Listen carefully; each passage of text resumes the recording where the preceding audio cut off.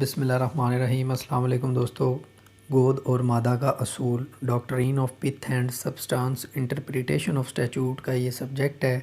آئین کی تشریح کا یہ اصول ہے اور اس کی وضاحت اور بنیادی فلسفہ ہم یہاں پہ پڑھیں گے۔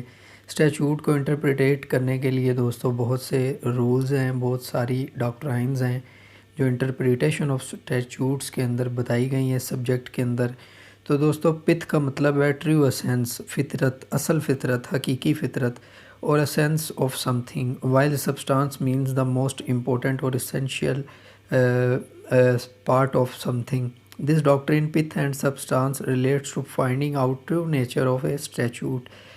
This doctrine is widely used when it is to decide whether a statute has been made according to that list which Constitution of country has provided for distribution of legislative powers۔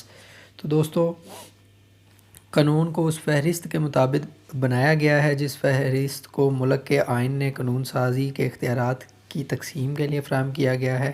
مثال کے طور پر آئین پاکستان نے وفاق اور صوبوں کے مابین قانون سازی کے اختیارات کی تقسیم کے لیے وفاقی قانون ساز فہرست کو فراہم کیا گیا ہے۔ فیڈرل لیجسلیٹو لسٹ جو ہے وہ فراہم کی گئی ہے، جیسا کہ ہم نے کانسٹیٹیوشنل ہسٹری آف پاکستان میں پڑھا اور کانسٹیٹیوشن آف پاکستان میں پڑھا۔ اس فہرست کے ذریعے یہ طے کیا گیا ہے کہ کون سے قوانین وفاق بنائے گا اور کون سے قوانین صوبے بنائیں گے۔ اور جب سوال پیدا ہوتا ہے کہ آیا کسی خاص قانون کو وفاق یا صوبوں نے اس فہرست کے مطابق بنایا ہے یا نہیں، تو اس سوال کا فیصلہ یا تعین کرنے کے لیے عدالتوں نے معاملہ کے مواد میں دیکھنا ہوتا ہے۔ یہ گود اور مادہ کا اصول ہوتا ہے۔ اس کی دوستو ایکسپلینیشن ہے میرے پاس۔ ایکسپلینیشن میں سب سے پہلے دوستو یہ ہے کہ ریزنز کیا ہیں for adoption of doctrine of pith and substance. تو دوستو اس کی دو ریزنز ہیں۔ قانون سازی کے اختیارات کی تقسیم کی سخت گیر تجویز یا مضبوط میں منصوبہ میں لچک، پھر قانون ساز ادارے کی قانون سازی کے اختیارات کا تحفظ۔ یہ دو وجوہات ہیں۔ This doctrine is adopted to provide flexibility in rigid scheme of distribution of legislative powers۔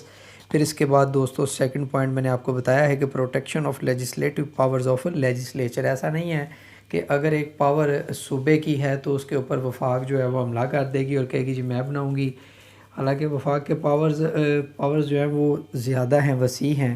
Otherwise یہ پروٹیکشن دی گئی ہے، خاص طور پہ 18ویں ترمیم کے بعد تو صوبوں کو زیادہ اختیارات دے دیے گئے ہیں اور اس کو پروٹیکشن دی گئی ہے۔ پھر اس کے بعد دوستو examination of legislative competency of legislature, ٹھیک ہے، قانون ساز ادارے کی قانون ساز اہلیت کا معائنہ کرنے کے لیے یہ اڈاپٹ کی جا سکتی ہے۔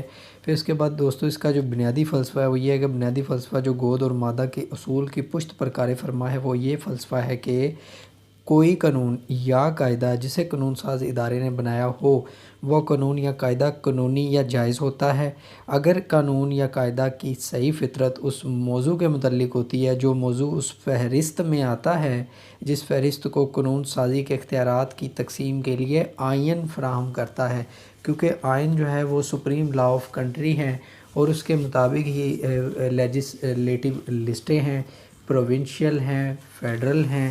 جو فیڈرل لیجسلیٹو لسٹ کے اندر ہیں وہ وفاق ہی قانون سازی کرے گی، جبکہ جو صوبائی قانون سازی کے اندر آتی ہیں ان کی قانون سازی جو ہے وہ پروونشل لیجسلیٹو لسٹ ہی کرے گی۔ تو دوستو نتیجہ اخذ کرتے ہوئے ہم یہ بیان کر سکتے ہیں کہ عدالتوں کے لیے ضروری ہوتا ہے کہ وہ چیلنج کیے گئے قانون کے صحیح کردار، ٹرو کریکٹر، آبجیکٹ، مقصد، اس کا سکوپ، اس کی وسعت and effect of challenge statute so as to find out whether this statute has been made within those limits which constitution has provided in some list for distribution of legislative powers.